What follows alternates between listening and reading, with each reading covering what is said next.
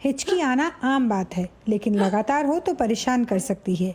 हिचकी रोकने के कुछ आसान घरेलू उपाय। पहला, ठंडा पानी छोटे छोटे घूंट में पिए। दूसरा, कुछ सेकंड तक सांस रोकें फिर धीरे धीरे छोड़ें। तीसरा, 1 चम्मच चीनी खा लें, इससे डायफ्राम की मांसपेशियां रीसेट होती हैं। चौथा, नींबू की खटास हिचकी को रोकने में मदद करता है। और पांचवा, किसी और काम या बात में ध्यान लगाने से भी हिचकी कम होती है। अगर हिचकी बहुत देर तक नहीं रुके तो डॉक्टर से सलाह ज़रूर लें।